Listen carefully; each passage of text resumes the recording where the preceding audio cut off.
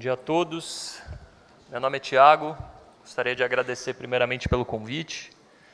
Convite esse que foi feito para a gente falar um pouco sobre a economia brasileira. E para falar sobre a economia brasileira nesse momento, a gente não pode apenas focar no conjuntural. A gente tem que também falar um pouco sobre as mudanças estruturais pelas quais a economia tem passando. E antes de iniciar a palestra, eu gostaria então de fazer um pequeno panorama de tudo que eu tenho para dizer aqui para os senhores hoje. Então vamos lá. A minha apresentação está focada então em aspectos mais estruturais num primeiro momento e num segundo momento aspectos mais conjunturais relacionados tanto à economia brasileira quanto à economia mundial. Estes aspectos mais estruturais, dos quais eu comentei, têm muito a ver com a questão fiscal no Brasil. Então eu gostaria de puxar um primeiro gancho para falar justamente sobre questões fiscais. A gente passou todo o primeiro semestre discutindo uma reforma da Previdência. Agora, a gente tem, com a possibilidade de aprovação dessa reforma, provavelmente na semana que vem no Senado Federal, a gente tem a possibilidade de pensar aqui duas grandes implicações para a economia brasileira nesse momento. Então, eu já começo aqui colocando o meu primeiro ponto para os senhores. A aprovação de uma reforma nesse momento, ela abre oportunidade para nós consolidarmos uma mudança de regime fiscal importante pela qual o Brasil tem passado desde 2016. Eu vou mostrar para os senhores que essa mudança faz parte de uma mudança maior e importante para toda implicação que a gente vê do ponto de vista de taxa de juros no Brasil. A gente passa por uma redução de juros bastante grande, também desde 2016, que tem tudo a ver com essa agenda. Tem uma segunda implicação que tem a ver com a própria agenda econômica que o governo colocou agora no início de 2019. É uma agenda ambiciosa e que, uma vez superadas, ou pelo menos endereçadas as primeiras questões fiscais, a gente tem a oportunidade de fazer essa agenda avançar. Uma agenda que vai avançar também por itens mais relacionados à competitividade. Tudo isso em um aspecto mais estrutural. Pensando sobre conjuntura econômica, eu acho que a gente precisa, em primeiro lugar, reconhecer que a atividade agora em 2019, sim, vai apresentar um crescimento ainda baixo, em linha com o que a gente viu em 2017 e 2018, mas a gente começa a ver alguns sinais mais contundentes de uma retomada mais consistente também. E a gente tem, diferentemente do que a gente tinha no final de 2018, a oportunidade de continuar um ciclo de redução de juros que, em última instância, vai ser capaz de fazer a economia avançar mais rapidamente. Tudo isso é importante porque não vai ser de fora que a gente vai ter algum tipo de alívio do ponto de vista de crescimento. O mundo passa por uma desaceleração importante, resultante de tensões comerciais entre Estados Unidos e China. Essas tensões elas ainda não terminaram, elas provavelmente continuarão em meio a esse ambiente de negociação internacional por muito tempo, e o que acontece lá fora é algo parecido com o que acontece aqui dentro do Brasil também.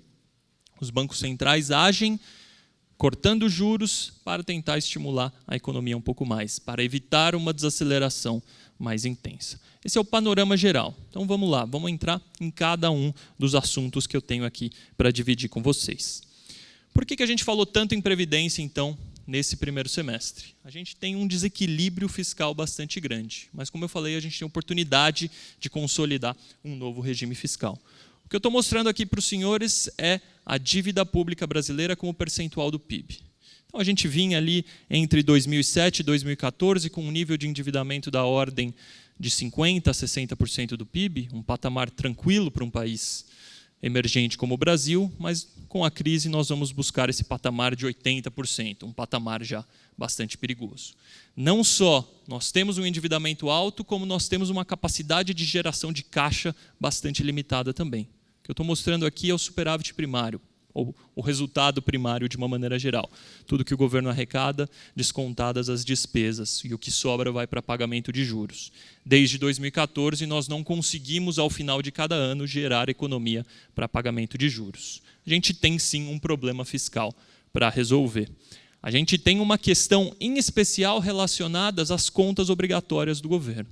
O que eu estou mostrando aqui para vocês é o orçamento brasileiro de 2016 com uma projeção até 2025, separados por linhas, cada uma das despesas que compõem o orçamento. O que eu quero destacar aqui é que Em 2016, nós tínhamos algo como 40% do nosso orçamento voltado apenas para despesas relacionadas à Previdência. Se nada for feito do ponto de vista de um regime previdenciário, em 2025 nós teremos algo como 60% desse orçamento alocado apenas com Previdência. Ou seja, as demais despesas têm que ser comprimidas para abrir espaço para gastos cada vez maiores de Previdência. Foi por conta disso que a gente discutiu tanto Previdência ao longo do primeiro semestre. A gente tem uma boa notícia, muito provavelmente a reforma vai ser aprovada na semana que vem com uma potência fiscal importante. A métrica que todo mundo usa para avaliar economia prevista em uma reforma da Previdência é uma métrica acumulada em 10 anos. Então a gente vai ter algo como 750 bilhões que não serão gastos, que serão economizados ao longo dos próximos 10 anos em gastos com Previdência. Isso é importante por quê? Porque nós temos, desde 2016, uma legislação bastante restritiva, considerada aqui como teto de gastos. O que eu estou mostrando para vocês são as despesas do governo central. Variação em relação ao ano anterior, já descontada a inflação. De 98 até 2015, a gente tem um crescimento médio dessas despesas da ordem de 6%, ou seja, recorrentemente o Estado brasileiro gastando cada vez mais. Até que alguma coisa muda em 2016. Nós implementamos uma legislação de teto de gastos e trazemos esse gasto para zero, o crescimento desse gasto para zero. Como eu falei, isso faz parte de uma mudança maior. Eu trouxe aqui 2 modelos para a gente pensar a economia brasileira entre 2008 e 2015 e a partir dali. A gente tinha, neste primeiro período, um período muito marcado por forte expansão do gasto público, crédito público em excesso na economia também, diversos tipos de subsídios, alguns controles de preços, uma economia talvez tão fechada quanto ela é hoje, mas ainda com barreiras não tarifárias. Se a gente fosse resumir, a gente tinha uma economia marcada e um modelo marcado por uma política fiscal muito solta, e para compensar uma política monetária muito apertada, taxa de juros lá em cima. De 2016 para frente, a gente passa por uma mudança política, é verdade, mas mais importante, uma mudança de modelo de política econômica.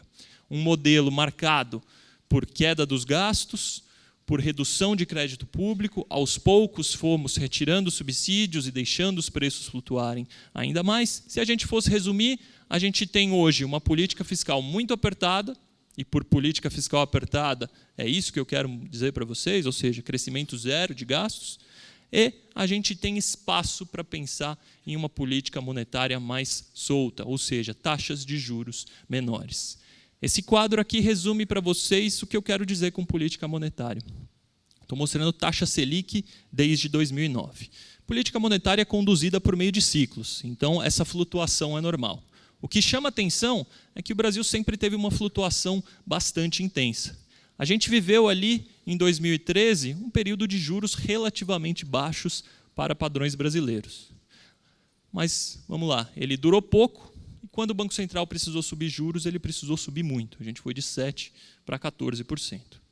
A gente tem agora, a partir de 2016, e com este modelo que eu mostrei para vocês no slide anterior, a possibilidade de pensar em juros menores. Há espaço na economia brasileira para a gente pensar em números menores. A gente está aqui hoje com 5,5% de taxa Selic.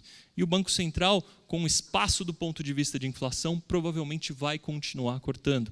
A gente acredita que a taxa Selic possa chegar ao final desse ano com 4,5%, e permanecer nesse patamar ao longo de todo o ano de 2020. Só para os senhores terem uma ideia, entre 1999 e 2015, a taxa Selic média no Brasil foi da ordem de 20%. A gente fala, então, de um novo patamar de juros no Brasil. Isso não quer dizer que essa taxa permanecerá nesse mesmo patamar para sempre. Muito provavelmente ela sobe em algum momento quando a economia voltar a se acelerar. O que a gente quer deixar aqui registrado é que quando o Banco Central precisar subir juros, se nós conseguirmos manter toda aquela mudança de modelo, a gente pode falar de um novo patamar. O Banco Central não precisará voltar a ter juros de 2 dígitos. Isso sim é uma mudança muito grande que a gente precisa pensar para um Brasil que vai aprender a conviver com taxas de juros menores. Há uma segunda implicação que tem a ver com a trajetória de endividamento. Lembra que eu mostrei para vocês o primeiro gráfico com a trajetória de endividamento do Brasil. O que eu estou mostrando aqui é o mesmo gráfico com alguns cenários para os próximos 10 anos. E o que eu quero focar aqui para vocês é que, mesmo com perspectivas razoavelmente otimistas, a gente ainda vai demorar bastante para conseguir reduzir o nosso nível de endividamento. Eu chamo a atenção de vocês para a linha em azul. Essa linha em azul tem as seguintes premissas: manutenção do teto de gastos por todo este período, economia crescendo em algo como 2,5% e taxas de juros reais da ordem de 3,5%. Só para vocês terem uma ideia, hoje, ao final do ano, a gente vai ter Selic em 4,5%, com um nível de inflação da ordem de 3,5%. A gente fala de taxa de juros real no Brasil da ordem de 1%. Ou seja, a gente está tentando ser otimista, um pouquinho mais com crescimento e um pouquinho mais pessimista com taxa de juros. E mesmo nesse cenário razoavelmente equilibrado, a gente chega aqui ao final de 2030 com um endividamento da ordem de 65% do PIB. Ainda demoraremos 10 anos para chegarmos perto do patamar que nós estávamos em 2014. A boa notícia é que a gente não precisa chegar lá para ver a economia rodando num nível melhor. O que a gente precisa é justamente fazer essa transição, essa reversão da trajetória de crescimento, mostrando para o mercado que o Brasil tem sim compromisso com responsabilidade fiscal. Como eu falei, tudo isso é um pouco mais estrutural, como uma primeira implicação do ponto de vista de juros, tem uma implicação que tem a ver com abrir espaço para a agenda econômica avançar. Estes itens aqui são itens que, de alguma forma ou de outra, o ministro Paulo Guedes colocou no início do ano como sendo os principais fatores que o governo tentaria agir na economia. O que está arriscado é o que o governo, de alguma forma, já endereçou ou vem endereçando.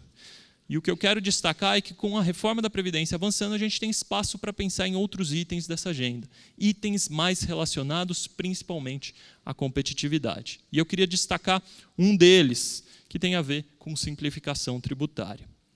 Simplificação tributária, na verdade, faz parte de uma discussão maior. Estou listando aqui características do sistema tributário brasileiro. Acho que não é novidade para ninguém que nós temos uma carga elevadíssima e que o Brasil tem, sim, um sistema bastante complexo, com uma estrutura muito regressiva e uma incidência de impostos que muitas vezes mais distorce a alocação de recursos do que favorece a alocação de recursos. A gente tem muito a fazer pelo nosso sistema tributário, mas há um item em que a gente não vai poder mexer nesse momento, que tem a ver com carga tributária. Lembrem-se que, quando eu falei sobre reforma da Previdência, eu falei sobre o governo deixar de gastar 750 bi ao longo dos próximos 10 anos. Eu não falei em corte de gastos nesse momento. Se nós não discutimos redução de gastos, nós não podemos discutir, neste momento ainda, carga tributária. É preciso que tenhamos isso em mente. Mas isso não quer dizer que a gente não possa fazer muito pelo sistema. Em especial no segundo item. Nosso sistema é, de fato, incrivelmente complexo. Esse gráfico pode traduzir melhor o que eu quero dizer. Eu estou mostrando para vocês o tempo gasto para pagar tributos medidos em horas por ano, Brasil contra uma série de outros países. E o Brasil sempre tem o pior, se não um dos piores desempenhos nesse tipo de métrica. No Brasil, não só se paga muito imposto, como é difícil pagar muitos desses impostos. Ou seja, a gente tem a oportunidade de, se de fato discutirmos e levarmos à frente uma reforma tributária, a gente tem a oportunidade de fazer muito pelo ambiente de negócios aqui no país, mesmo que, num primeiro momento, não possamos discutir redução de carga. Mas nós também temos uma série de desafios. Mexer com o sistema tributário não é fácil. A gente necessariamente fala de mexer com interesses regionais, com interesses setoriais, que naturalmente colocam um entrave do ponto de vista político.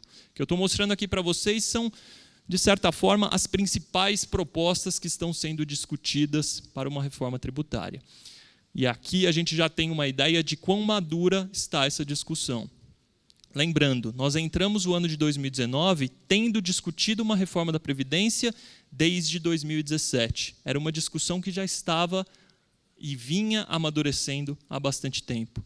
A gente ainda discute reforma tributária há menos tempo. E, nesse contexto, a gente vai ter um pouco mais de desafio para lidar sob esse ponto de vista. Eu não vou entrar um pouco em cada um dos aspectos aqui, porque a gente precisaria de uma palestra inteira só para falar sobre questões tributárias. O que eu quero deixar claro aqui para todos é que o debate fiscal ele precisa continuar na direção correta. E isso é o que importa para a gente. O que eu estou mostrando aqui para vocês foi um episódio que aconteceu no início de setembro e que traduz bastante o que eu quero dizer. No final do dia 4, o presidente, por meio do seu porta-voz, deu algumas declarações dizendo que talvez pudesse defender alguma mudança em legislação de teto de gastos, pelo menos alguma flexibilização.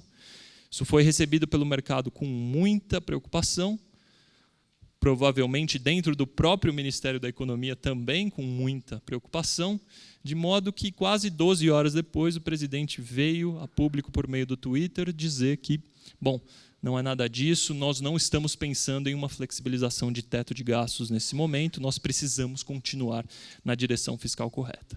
É isso que eu quero dizer quando falamos de debate fiscal seguir na direção correta. Nós temos um nível de endividamento bastante alto, e mexer com o teto de gastos nesse momento pode sim ser um problema muito grande, que em algum momento se reflete em câmbio mais depreciado aqui e taxas de juros maiores mais uma vez. De novo, o debate precisa seguir na direção correta.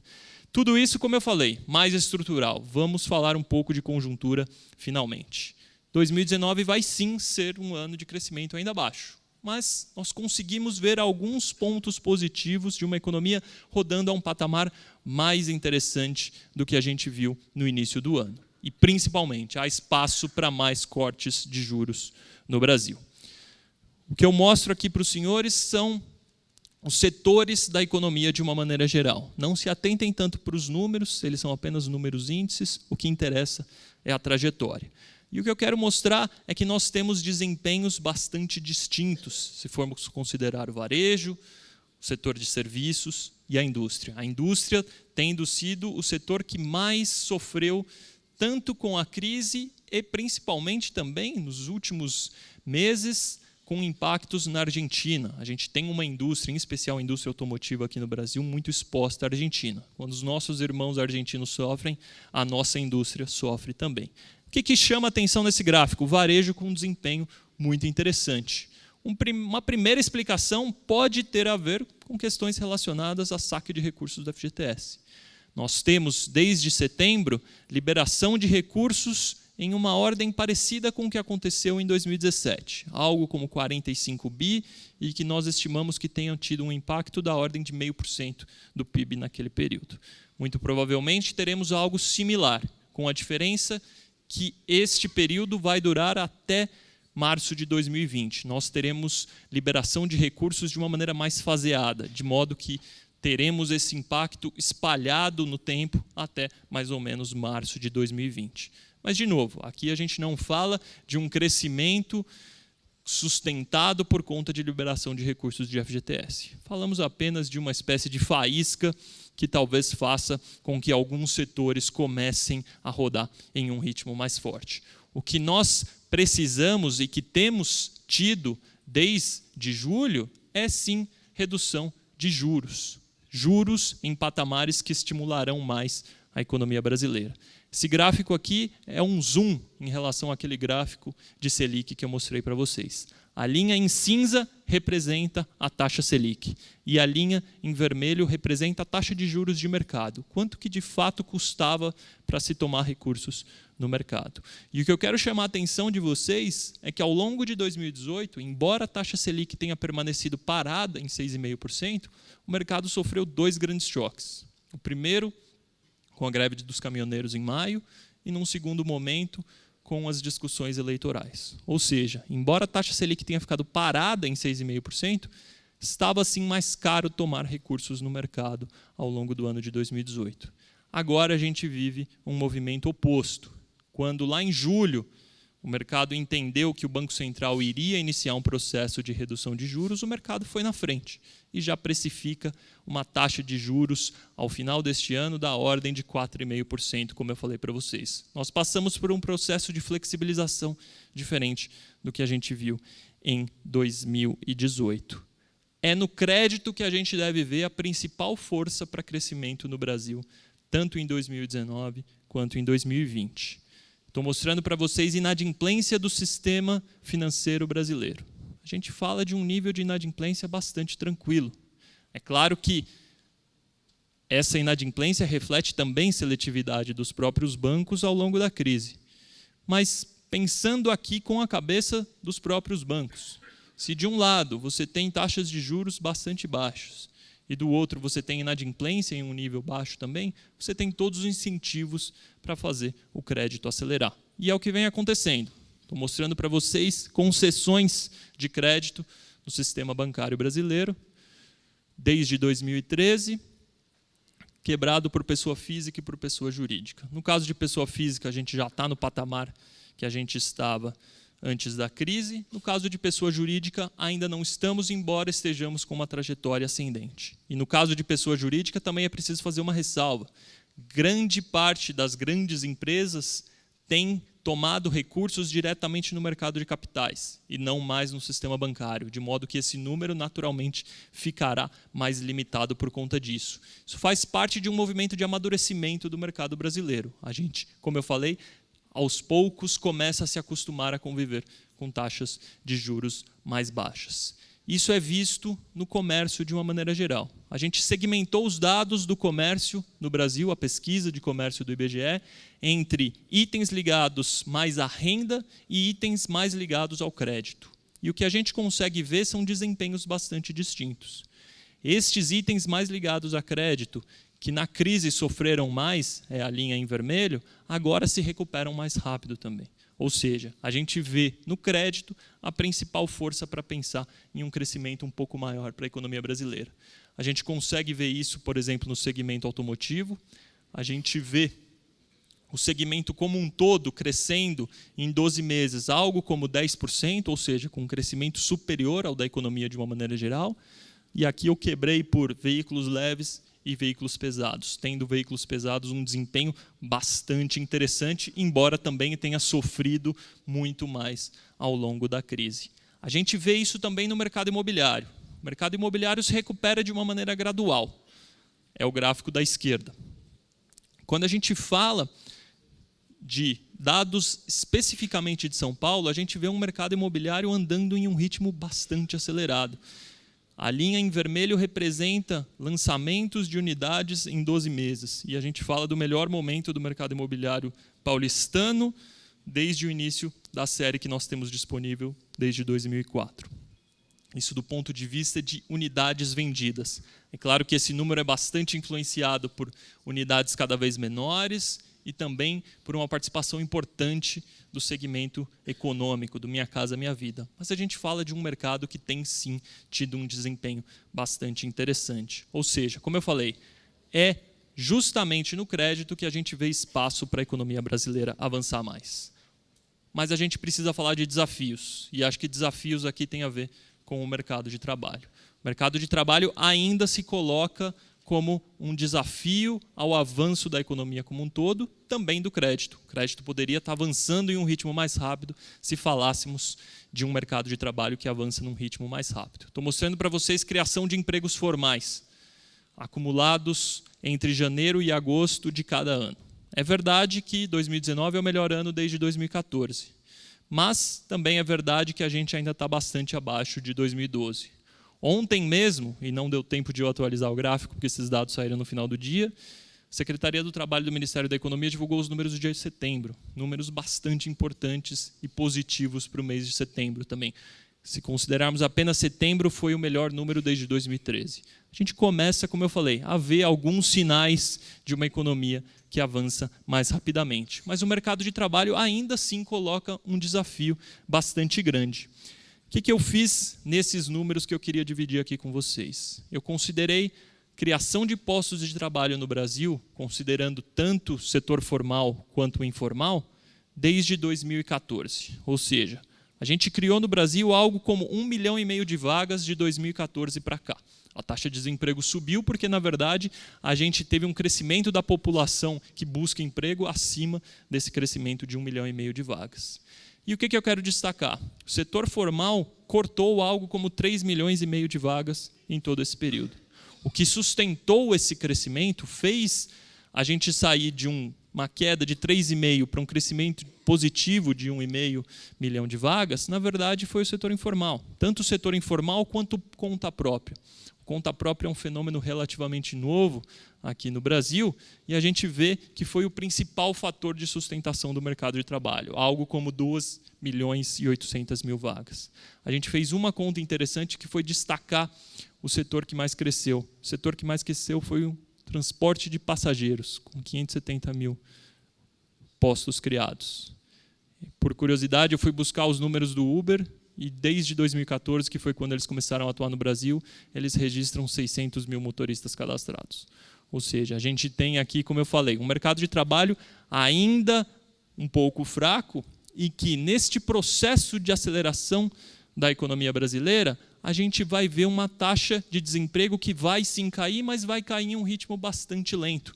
Porque quem, em algum momento, se tornou, por exemplo, o motorista do Uber, esse cara, quando ele conseguiu um emprego no setor formal, ele não vai entrar para a estatística como empregado, ele já estava empregado, ou seja, a gente não vai ter uma queda da taxa de desemprego tão acelerada assim. A gente deve ver a taxa de desemprego no Brasil ainda caindo em um ritmo bastante lento. A gente tem hoje 12% é final do segundo trimestre, final de junho. Tá? Por que eu estou usando dados de junho? Porque eu quero olhar isso em todo o país. O que a gente vê? É verdade que o desemprego no Brasil está bastante alto, mas isso pode ser visto como oportunidade ou desafio, a depender de onde você está. A gente tem desde estados como Santa Catarina, com uma taxa de desemprego da ordem de 6%, até estados como a Bahia, com 3 vezes essa taxa. Ou seja, mercado de trabalho, de novo, pode ser visto como uma oportunidade ou como um desafio, a depender de onde estivermos. Esse é um primeiro desafio. Um segundo desafio tem a ver com o setor externo. E eu quero apenas colocar algumas palavras aqui para falar sobre o setor externo. A gente tem, lá fora, uma economia que desacelera por conta de tensões comerciais. Eu estou mostrando aqui a produção industrial no Brasil em vermelho, e essa linha em cinza representa um indicador antecedente das economias desenvolvidas. Desde o final de 2017, começo de 2018, a gente vê a economia lá fora perdendo força, muito como resultado de tensões comerciais. E o que vai acontecer, na verdade já vem acontecendo, é algo similar ao que acontece aqui. Bancos centrais reduzindo juros para tentar estimular um pouquinho mais a economia. O que eu mostro aqui para vocês são tarifas médias de importação de uma série de países. Não quero destacar o Brasil, embora o Brasil naturalmente se destaque. Eu quero destacar Estados Unidos e China. E tudo que está em azul representa tarifas que foram colocadas adicionalmente ao longo dos últimos 18 meses entre os dois países. Um país que transaciona menos, necessariamente cresce menos. E é nesse contexto que a gente fala de um crescimento mundial que desacelera. A gente sai de algo como 4% entre 2017 e 2018 para algo abaixo de 3%, ali quase próximo a 2,5% na transição entre 2020 e 2021, muito refletindo toda essa questão comercial. Isso sim se coloca como um desafio para o Brasil. Essa é uma desaceleração que é dispersa entre todos os países, ela não está apenas concentrada na China. A gente começa a ver Estados Unidos, que em 2018 registra crescimento de 3%, que ao final de 2020 registrará metade disso. E a gente pode ver isso em todos os demais países. Isso sim é um desafio bastante grande aqui para a gente. E o que acontece lá fora, como eu falei, são bancos centrais agindo para reduzir juros e estimular mais a economia. Isso em algum momento se reflete aqui no Brasil. Juros menores lá fora também representam um fluxo maior de recursos buscando retornos maiores. A gente tem uma agenda de privatizações e concessões aqui que eu não pude, não tive tempo de falar, mas que naturalmente emerge como candidato para a atração desses recursos. Nesse contexto, a gente fala de um câmbio aqui no Brasil que conta uma história bastante curiosa sobre o que aconteceu ao longo de todo o ano. Eu estou mostrando para vocês o real brasileiro em vermelho, uma cesta de moedas de países emergentes e uma cesta de moedas de países desenvolvidos, essa linha em cinza. Coloquei todas as séries no mesmo patamar para poder comparar o que houve ao longo do ano de 2019. A gente vê ali no primeiro trimestre um Brasil marcado por uma agenda econômica muito positiva, que era capaz de fazermos nos destacar em relação aos nossos pares emergentes. Quando, principalmente ao longo do mês de março e mês de abril, começa a ficar claro que, embora a agenda seja muito positiva, implementar essa agenda do ponto de vista político não seria tão fácil assim, o Brasil começa a ter um desempenho pior em comparação aos emergentes. Isso até chegar mais ou menos em maio, quando o dólar bate 4,10, quando há dúvidas sobre a aprovação da reforma da Previdência no Brasil. Quando começa a ficar clara que essa reforma seria aprovada, apesar dessas dificuldades políticas que eu falei, o dólar sai de 4,10 e vai buscar algo como 3,70 mais ou menos no final de julho. Até que todo mundo troca de patamar ao longo do mês de agosto, quando fica claro que o mundo sim vai crescer menos, e aí todas as moedas perdem contra o dólar, não é apenas o real. O que aconteceu foi sim, o real vai além. O Brasil, por conta das questões fiscais que eu falei para vocês, o Brasil tem uma volatilidade na moeda bastante maior. Quando o mundo se torna um lugar mais arriscado, o Brasil relativamente se torna ainda mais arriscado. E hoje a gente está nesse patamar, acima dos países emergentes, mas vale a pena destacar: o que aconteceu aqui ao longo do mês de agosto é diferente do que aconteceu ao longo do mês de abril e maio. Ali era um movimento nosso, era uma preocupação brasileira com relação à nossa capacidade de resolver nossos problemas fiscais. O movimento que aconteceu aqui foi um movimento mais geral. Pensando nisso, tem um resumo aqui do nosso cenário.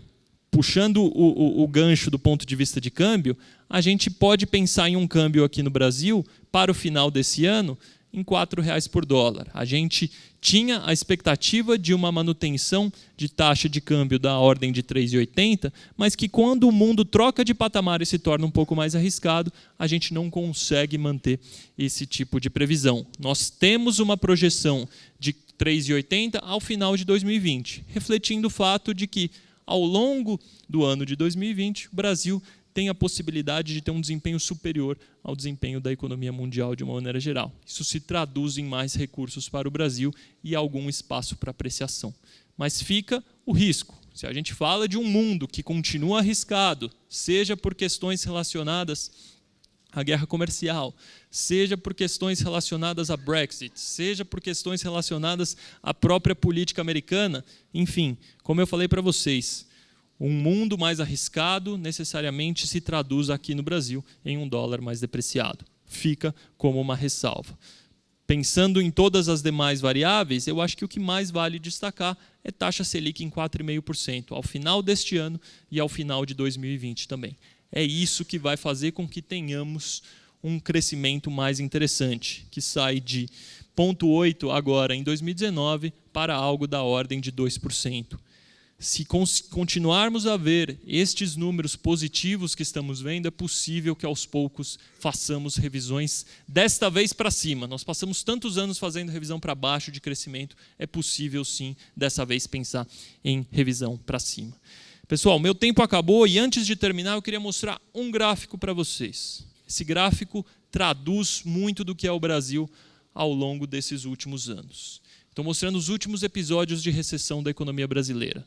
Cada cor representa um episódio desde a década de 90. O que eu fiz? Eu coloquei atividade econômica no nível 100 para poder comparar estes episódios e medir aqui embaixo, em meses, o tempo que a gente demorou para sair de cada um desses episódios.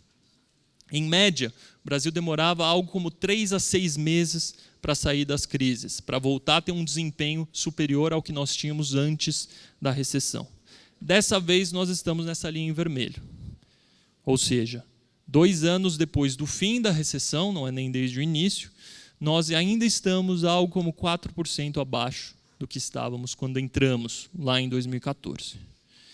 Isto é o que uma crise fiscal causa a um país. Nós ficamos paralisados, nós não conseguimos replicar esse comportamento padrão de recuperação em V. Nós fazemos essa recuperação em L. Passamos tanto tempo ainda tentando resolver questões fiscais e, como eu falei, a economia fica paralisada. É isso que está em jogo quando falamos daqueles modelos que eu falei lá atrás. É isso que está em jogo quando falamos de questões fiscais. Resolver essas questões e, num segundo momento, avançar por questões mais relacionadas à competitividade é o que vai fazer com que nós consigamos mudar a inclinação dessa curva até então. Política econômica importa, ela faz diferença. Isso não é exercício de fé de economista, a gente consegue ver isso nos dados. Estou mostrando para vocês taxas médias de crescimento no Brasil desde a década de 80. A gente viveu, mesmo em meio a toda aquela hiperinflação, um crescimento médio da ordem de 1,5% na década de 80, quase uma façanha. Mas nós entramos na década de 90 dispostos a fazer uma reforma monetária e dispostos a fazer uma série de outros ajustes. Nós dobramos a taxa média de crescimento de 1,5 para 3. Nós entramos na década de 2000 com a casa em ordem e o mundo, ao contrário do que faz hoje, nos empurrou para frente. E a gente cresceu em média 4% nesse período. Até que nós colocamos os pés pelas mãos do ponto de vista de política econômica e agora tentamos fazer a transição para um crescimento que não será exuberante como foi na década de 2000. A gente fala de um crescimento no Brasil potencial da ordem de 2,5%. Mas o importante é que consigamos fazer essa transição de um ponto de vista sustentável e consigamos pensar um Brasil que cresce, sim, algo como 2 a 2,5%, mas de uma maneira previsível, sustentável daqui para frente. Tudo bem? Pessoal, não temos tempo para perguntas, mas eu deixo aqui o meu e-mail, deixo aqui o meu contato. Convido vocês também a entrar na nossa página do Bradesco, economiaemdia.com.br, justamente para que vocês possam ver os nossos relatórios e também convido a entrar em contato se tiver qualquer pergunta, qualquer comentário, é justamente para atendê-los que a gente está aqui. Tudo bem? Agradeço muito a oportunidade de falar e espero que vocês tenham um excelente evento. Muito obrigado.